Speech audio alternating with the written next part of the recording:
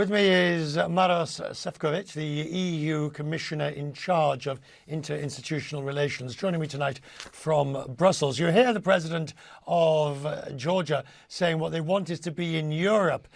As the situation deteriorates in Tbilisi and clearly the meddling of Russia increases, the call will be for the EU to at least raise candidate status or give them something.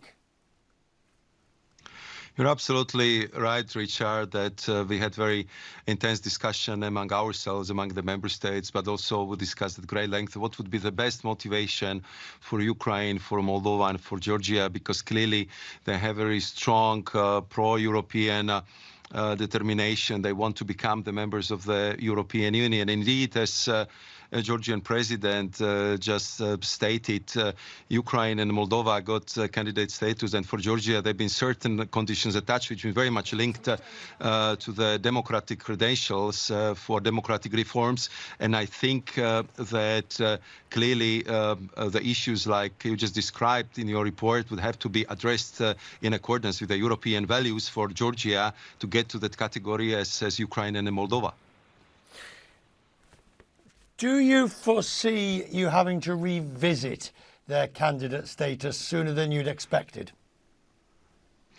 What we are working very hard on right now, and just this morning I had a very good phone call with the Ukrainian Prime Minister, Denis Shmyhal, about the way how the Ukraine is preparing for eventual opening of the accession talks with Ukraine.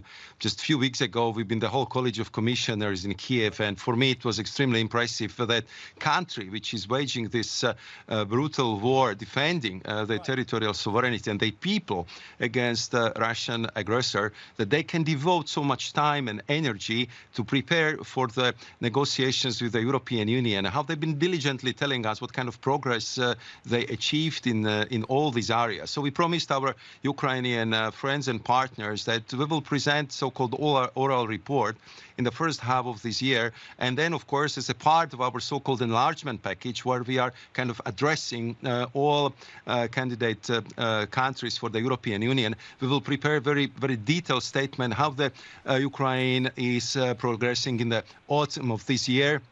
And I think that all of us, we understand very well that for Ukrainian people, for Moldova, but also, as we heard in the report, for Georgian people, the perspective to be the member of the European Union is very key, is motivational, it's very symbolic, and therefore we want to work with them as closely as possible to achieve that goal. Let's turn to the energy situation. I think, you know, you can probably breathe a sigh of relief. Full tanks and stocks of fuel, and we're into March, so, you know, you got through it. Well, Europe got through it. So what happens now? Because you've got another 6 to 8 months before the next winter. Now, obviously, I'll say it before you do, one hopes there's peace in some shape or form. That doesn't mean it. But if not, the energy transition has to continue. How? You're absolutely right, Richard, and we definitely do not want to repeat the energy situation of the last year, and therefore by the end of 2022, the European heads of states and government decided that we should go for the common purchase of gas. And this is also the project I was asked by our president, Ursula von der Leyen, to lead on, to work on. And currently, I can tell you that we are following very tight time schedule, but we'll be ready to go live with our common purchase platform in a couple of weeks, and we want to hit the global gas suppliers market in early May. So for the first time in the history of the European Union, we will be purchasing gas together, and I believe that this would increase not only security of supply for the European Union, but of course what is very important for us, it will also push the energy prices down and gas prices down, because we cannot sustain the situation that our economy is performing below its potential because of the high energy prices. So the other aspect, of course, that's much on the agenda is the United States Inflation Reduction Act, the IRA, and Europe's response, a European equivalent. But I question whether the Commission has the funds or abilities to come up with a cohesive plan across the Union? Isn't this something more, I mean, the power for this is with the nations, not with the Commission? I would beg to differ, Richard, because I started European Battery Alliance 5 years ago, and since that moment, we actually generated 180 billion euros of the private investment. We have more than 160 industrial projects across the whole value chain of the battery sector, and we are currently building more than 30 gigafactories in Europe. So I'm not surprised. Also, our American friends wanted to catch up and wanted to jump on that train. What we just need in this regard is that the competition would be fair. And when I was in US a couple of weeks ago, my message there was, let's work together. Let's build technological bridges, because I think we need to win this, I would say, clean tech clean tech war against the climate change together. And if it comes to the conditions, then we are preparing for the next week very important packages where we want to use different instruments to make sure that the European industry will strive in Europe, will prosper, and that, of course, all that investments which we made in the battery sector will really bring us the smart mobility we need for climate transition in Europe.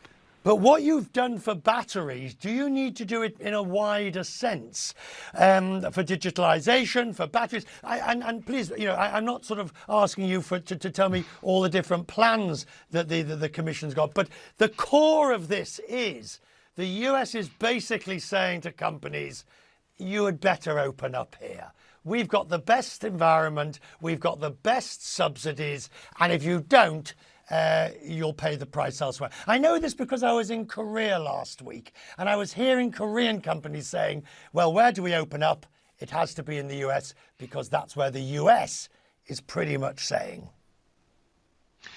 We are absolutely sure that if it comes to electric mobility, that we definitely will be #1 market in the world. I mean, if you look at the proportion of the electric vehicles purchased last year, and we've been in the middle of energy crisis, it's pretty obvious. And I think, as I said, we had quite a head start. But we are ready to fight for our industry. We are ready to provide for our industry. So we are preparing the set of instruments which would make sure that European industry will stay in Europe, will prosper in Europe. And we are ready, of course, to cooperate very closely with the US. So we are, for example, focusing on what we can do for the fast permitting.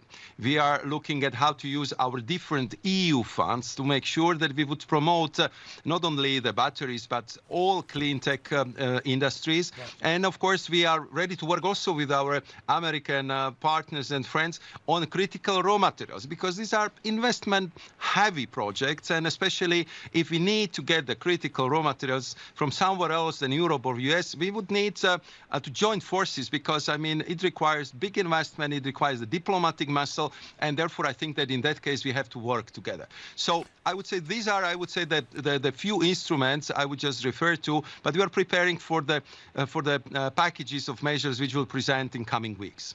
We look forward to talking to you again, sir. I'm grateful for your time tonight on Questions Business.